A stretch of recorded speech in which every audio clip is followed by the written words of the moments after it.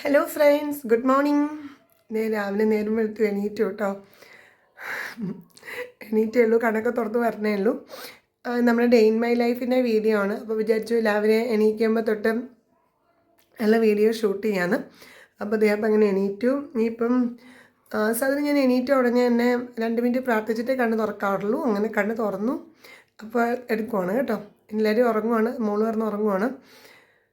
അപ്പോൾ ഇനിയിപ്പോൾ നേരെ താഴത്തേക്ക് പോയിട്ട് നേരെ മുഖമൊന്ന് കഴുകണം, ബ്രഷ് ചെയ്യണം. അപ്പോൾ അതാണ്. അപ്പോൾ എല്ലാവരെയും ഡേ ഇൻ മൈ ലൈഫിലേക്ക് ഇൻവൈറ്റ് ചെയ്തു. അപ്പോൾ നമുക്ക് ഇനി നെക്സ്റ്റ് ബ്രഷ് വരും. അതേ താഴത്തോട്ട് ഇറങ്ങി വന്നു. മുഖമൊക്കെ നന്നായിട്ടൊന്ന് കഴുകി കണ്ടോ, ഫേസൊക്കെ നന്നായിട്ടൊന്ന് കഴുകി. ഇനിയിപ്പോൾ നേരെ ബ്രഷിങ് കൂടി ചെയ്ത ശേഷം നമുക്ക് രാവിലെ മോർണിംഗ് വാക്കിന് പോകാം. രാവിലെ എല്ലാ ദിവസവും ഉള്ളതാണ് മോർണിംഗ് വാക്ക്. അപ്പോൾ ഇനി നെക്സ്റ്റ് പണി ബ്രഷ് ചെയ്തിട്ട് നടപ്പാണ് കേട്ടോ രാവിലെ. ഇതൊരുവിധം എല്ലാ ദിവസവും തന്നെ ഞാനിങ്ങനെ നടക്കാറുണ്ട്. അപ്പോൾ അത് ശരിക്കും പറഞ്ഞാൽ ഇപ്പോൾ ഒരു ജീവിതത്തിൻ്റെ ഒരു ഭാഗമെന്ന് തന്നെ പറയാം. ഞാനിപ്പോൾ എത്തിയേക്കുന്നത് എവിടെയെന്ന് അറിയുമോ? നമ്മുടെ പാടത്തിൻ്റെ ഭാഗമാണ് കേട്ടോ. ഞാൻ കാണിച്ചു തരട്ടെ, നോക്കിക്കോളൂ.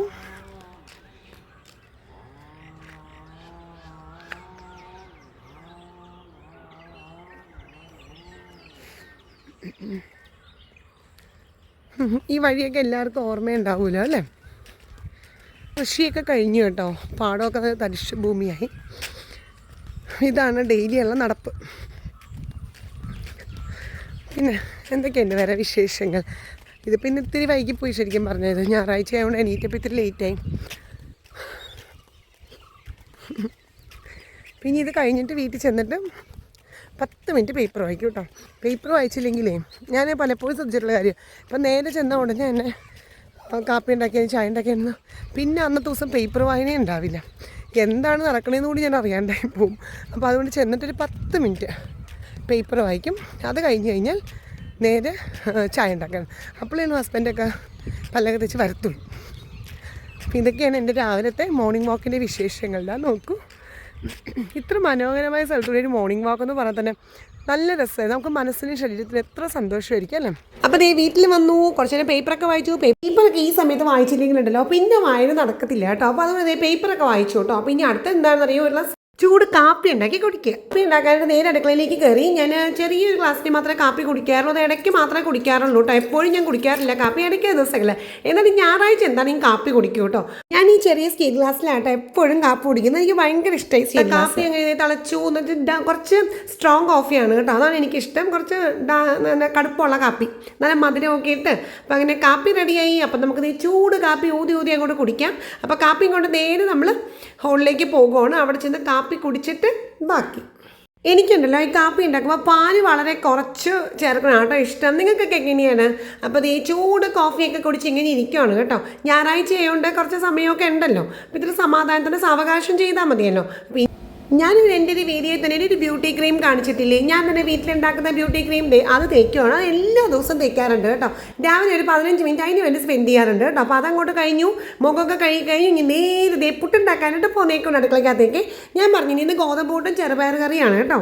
നമ്മൾ ഈ ഗോതമ്പൂട്ട് ഉണ്ടാക്കുമ്പോഴുണ്ടല്ലോ സാധാ അരിപ്പുട്ട് പോലെയല്ല കേട്ടോ. നമ്മൾ അരിപ്പൊടിയിൽ നമ്മൾ കുറച്ച് വെള്ളം കുറച്ച് അധികം ചേർത്താലും വലിയ കുഴപ്പമില്ല. നമുക്ക് കുറച്ചുകൂടിയൊക്കെ അരിപ്പൊടിയെ വെള്ളം അങ്ങോട്ട് വലിച്ചെടുക്കും. പക്ഷേ ഗോതമ്പൂട്ട് അങ്ങനെയല്ല. ഗോതമ്പൊടിയിലേക്ക് നമ്മൾ വെള്ളം ആഡ് ചെയ്യുമ്പോൾ വളരെ ശ്രദ്ധിച്ച് ചേർക്കാവുള്ളൂ. കാരണം ഗോതമ്പ് പൊടിയല്ലേ പെട്ടെന്ന് അങ്ങോട്ട് കുഴഞ്ഞു പോകും. അപ്പോൾ കുറച്ച് വെള്ളം മാത്രമേ ചേർക്കാവുള്ളൂ. അതിന് പകരം നമ്മൾ കൂടുതൽ ചേർക്കേണ്ട തേങ്ങയാണ് കേട്ടോ. നല്ല ഫ്രഷ് തേങ്ങ ചിരവേൽ ഇങ്ങനെ ചിരണ്ടി എടുത്തിട്ട് അതങ്ങോട്ട് ആഡ് ചെയ്താൽ തേങ്ങയിലേ നമ്മൾ ചിരണ്ടി എടുക്കുന്ന തേങ്ങയിൽ നല്ല തേങ്ങാപ്പാലിൻ്റെ ആ ഒരു വെള്ളത്തിൻ്റെ അംശം ഉണ്ടാവും. ആ വെള്ളത്തിൻ്റെ അംശം കൊണ്ട് തന്നെ നമ്മുടെ ഗോതമ്പ് പൊടി നന്നായിട്ട് പുട്ടുപൊടി നല്ല കറക്റ്റായിട്ട്, ഞാൻ ഗോതമ്പ് പൊടി വെച്ചാണ് പുട്ടുണ്ടാക്കുന്നത്. ഗോതമ്പ് പൊടി നല്ല കറക്റ്റായിട്ട് പുട്ടിൻ്റെ പരുവത്തിൽ നമുക്ക് കിട്ടും. അപ്പോൾ വെറുതെ ഒരു 2-3 ടീസ്പൂൺ വെള്ളം മാത്രം തളിച്ചു കൊടുത്താൽ മതി. ആ തേങ്ങയുടെ ആ ഒരു ജലാംശത്തിൽ നമ്മുടെ ഗോതമ്പ് പുട്ടിൻ്റെ പൊടി നല്ല കറക്റ്റായിട്ട് വരും കേട്ടോ. അപ്പോൾ അങ്ങനെ ഗോതമ്പ് പുട്ടിൻ്റെ പൊടിയൊക്കെ നനച്ചു നല്ല റെഡി ആയിട്ടുണ്ട്. എപ്പോഴും തേങ്ങ അധികം ചേർക്കണം കേട്ടോ ഗോതമ്പ് പുട്ട് ഉണ്ടാക്കുമ്പോൾ.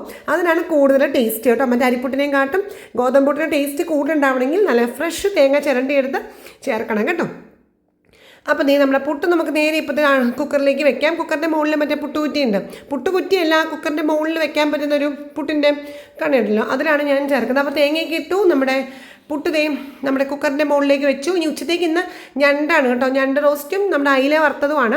അപ്പം ഞണ്ട് ഞാൻ കഴിഞ്ഞ ദിവസം എൻ്റെ വീഡിയോയിൽ കാണിച്ചായിരുന്നു. ശക്തൻ മാർക്കറ്റിൽ പോയപ്പോൾ തന്നെ ഞാൻ ഞണ്ട് വാങ്ങിച്ചത്, കുറച്ച് ഞണ്ടേ വാങ്ങിച്ചു, 1/2 കിലോ ഞണ്ടാണ് കേട്ടോ. കാരണം തലേദിവസത്തെ മീൻകറി ഇരിക്കുന്നുണ്ട്. അപ്പം ഞണ്ടിനെ ഞാൻ വെച്ചത് വരട്ടാന്ന് വിചാരിച്ചു. അപ്പം ഞണ്ട് വരട്ടിയതും അയില വറുത്തതുമാണ് ഉച്ചത്തേക്ക് കേട്ടോ. അപ്പോൾ അതിലുള്ള പണിയാണ്. അപ്പം ഞണ്ടിനെ ക്ലീൻ ചെയ്യാൻ പോകണു. ഞണ്ടിനെയൊക്കെ നല്ല വൃത്തിയാക്കി എടുക്കുകയാണ് കേട്ടോ ഞാൻ. അത് കഴിഞ്ഞിട്ട് നമ്മൾ അയിലയും കൂടി ക്ലീൻ ചെയ്തു. അപ്പോൾ അത് രണ്ടും ക്ലീൻ ചെയ്ത് കഴിഞ്ഞപ്പോൾ നല്ല തണുത്ത കുമ്പട്ടിക്കുക, നമ്മൾ തണ്ണിമത്തലുണ്ടല്ലോ, അത് ഫ്രിഡ്ജിലിരിക്കണ്ടായിരുന്നു. അപ്പോൾ പിന്നെ അതെടുത്തു. എന്നിട്ട് അതിങ്ങനെ ചെറുതായിട്ട് അതിൽ തന്നെ അതിൻ്റെ തന്നെ തൊണ്ടിൽ തന്നെ ഞാൻ കുത്തിയിട്ട് ഒരു ഇത്തിരി പഞ്ചസാര ആഡ് ചെയ്യേണ്ട ആവശ്യമൊന്നുമില്ല. എന്നാലും ഞാനൊരു 1/4 സ്പൂൺ പോലും ഇല്ല, അതിലും കുറച്ച് പഞ്ചസാരയും കൂടി ഇട്ട് നല്ല തണുത്തിരിക്കുമല്ലോ, നല്ല ചൂട് സമയമല്ലേ. അപ്പം ഞാനതിങ്ങനെ കൊത്തി എടുത്തിട്ട് കുറേശ്ശെ 2-3 ഗ്ലാസ്സിലാക്കി ഞങ്ങൾ 3 പേരും കൂടി അത് കുടിച്ചു കേട്ടോ. പക്ഷേ എനിക്ക് നല്ല ഇഷ്ടമായി, കാരണം നല്ല തണുത്തിരിക്കുന്നത് നല്ല രസമല്ലേ കുടിക്കാൻ. പിന്നെ ഇത് ആ സമയത്ത് ഞണ്ടടുപ്പത്ത് വെച്ചേക്കുവാണ് കേട്ടോ, വേവിക്കാൻ വെച്ചേക്കോട്. ചോറ് അടുപ്പത്ത് വെച്ചിട്ടുണ്ട്. ഞണ്ട് മഞ്ഞപ്പൊടി ഉപ്പും ഇത്തിരി കുരുമുളക് പൊടിയൊക്കെ ഇട്ടിട്ട് വെച്ചേക്കോട്. ചീരത്തോരൻ റെഡിയാക്കിയിട്ടുണ്ട് ഉച്ചത്തേക്ക്. പിന്നെ ഇത് ഇന്നലത്തെ മീൻകറിയാണ് കേട്ടോ, ഇന്നലത്തെ വറ്റക്കറിയാണ് ബാക്കി ഇരിക്കണ്ടായിരുന്നു. അപ്പോൾ വറ്റക്കറിയും ചീരത്തോരനും ഉണ്ട്, ഞണ്ട് ഇത്തിരി വരട്ടുകയും ചെയ്തു. അത് കൂടെ നമ്മുടെ മീൻ്റെയും കട്ട് ചെയ്തൊക്കെ എടുത്ത് വരഞ്ഞ് വെച്ചേക്കോണ് ഞാൻ. ഇനിയിപ്പോൾ ഇതിനകത്ത് തന്നെ ഉപ്പൊടിയും മുളക് പൊടിയും കുരുമുളക് പൊടിയും ഇഞ്ചി വെളുത്തുള്ളി പേസ്റ്റൊക്കെ ആഡ് ചെയ്തിട്ട് അതിനെ അങ്ങോട്ട് വറക്കാണ്ട് നല്ല ചൂട് വെളിച്ചെണ്ണയ്ക്കകത്തേക്ക് ഇടാൻ പോവുകയാണ്. നമ്മുടെ അയില അവിടെ വറുത്തുകൊണ്ട് ഇങ്ങനെ വെളിച്ചെണ്ണയ്ക്കകത്ത് ഇങ്ങനെ റെഡിയായിക്കൊണ്ടിരിക്കുകയാണ്. നമ്മൾ ഞണ്ട് വരട്ടിയത് റെഡി, കുറച്ച് ഞണ്ട് വരട്ടിയതേ ഉള്ളൂ കേട്ടോ, കാരണം ഞാൻ കുറച്ചല്ലേ വാങ്ങിയുള്ളൂ. പിന്നെ ഇത്രയും കറികളൊക്കെ ഉണ്ടല്ലോ, അപ്പോൾ അത് മതിയല്ലോ. അങ്ങനെ ഉച്ചത്തേക്ക് നല്ല ഗ്രാൻഡായിട്ട് ഫുഡൊക്കെ റെഡിയായി. ഞണ്ട് വരട്ടിയതുണ്ട്, മീൻ വറുത്തതുണ്ട്, മീൻ തലേദിവസത്തെ വറ്റിച്ച മീൻ കറി കുറച്ചിരിക്കുന്നുണ്ട്. പിന്നെ നമ്മുടെ അടിപൊളി ഫ്രഷ് ചീരത്തരം. ചീര എവിടുന്നെന്ന് അറിയാലോ, നമ്മുടെ പരമേശ്വരിയുടെ പറമ്പിലെ ചീരയാണ് കേട്ടോ. കണ്ടതല്ലേ ആ ചീരയൊക്കെ, ഞാൻ അന്ന് അവിടെ നമ്മൾ പോയപ്പോൾ കണ്ടില്ലായിരുന്നു. ആ ചീര കഴിഞ്ഞ ദിവസം ചേട്ടൻ കൊണ്ട് തന്നായിരുന്നു, അപ്പോൾ ഞാൻ വാങ്ങിച്ചായിരുന്നു കേട്ടോ. അപ്പോൾ അതാണ്. അപ്പോൾ ചീരത്തോരനും എല്ലാം റെഡിയായി. പിന്നെ ഞാൻ വേഗം പോയി കുളിച്ചു. ചോറ് കഴിച്ചാൽ മതി. ചോറ് വിളമ്പി എല്ലാ കറികളും എടുത്ത് വെച്ചിട്ടുണ്ട്. അപ്പോൾ നമുക്ക് ചോറൊന്ന് കഴിച്ചാലോ. അപ്പോൾ എല്ലാവരെയും സ്വാഗതം ചെയ്യണം, നമുക്ക് ഒരുമിച്ച് ഊണ് കഴിച്ചാലോ ഫ്രണ്ട്സ്. അപ്പോൾ അതെല്ലാം കഴിഞ്ഞ് ഇത് നേരെ മോളെ ഡാൻസിന് കൊണ്ടുപോകണം. ചോറ് കഴിച്ച് കുറച്ച് നേരം റെസ്റ്റ് ചെയ്ത് കേട്ടോ. റെസ്റ്റൊക്കെ ചെയ്ത് കഴിഞ്ഞിട്ടാണ് 4 ആയപ്പോഴാണ് ഡാൻസിന് കൊണ്ടുപോയത്. ഇത് നമ്മുടെ തൃശ്ശൂരിലെ നെയ്തലക്കാവ് അമ്പലമാണ്. നെയ്തലക്കാവ് അമ്പലം എല്ലാവർക്കും അറിയാമായിരിക്കും അല്ലേ.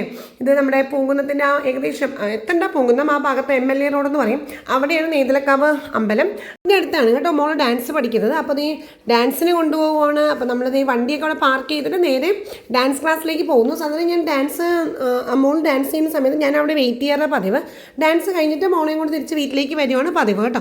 അപ്പോൾ അതുകൊണ്ട് മോളിൻ്റെയും ഞാൻ വെയിറ്റ് ചെയ്യുന്നു. അപ്പോൾ മോൾ ഡാൻസൊക്കെ ചെയ്തു. അതൊക്കെ കഴിഞ്ഞ് ഇതേ പുറത്തേക്ക് ഇറങ്ങി പിന്നെ തിരിച്ച് വീട്ടിലേക്ക് പോവുകയാണ്. അപ്പോൾ വീട്ടിലേക്ക് പോയപ്പോൾ ഓൺ ദ വേയിലൊരു ബേക്കറി കയറി കേട്ടോ. അവിടെ നല്ല ചൂട് കട്ട്ലേറ്റും അതുപോലെ ബ്രെഡ് മൊനീച്ചതൊക്കെ കണ്ടപ്പോൾ ഞാൻ വിചാരിച്ചപ്പോൾ പിന്നെ 2 വാങ്ങിക്കാം, ഇന്ന് വൈകുന്നേരം ചായക്കായല്ലോ എന്ന് വിചാരിച്ചു കേട്ടോ.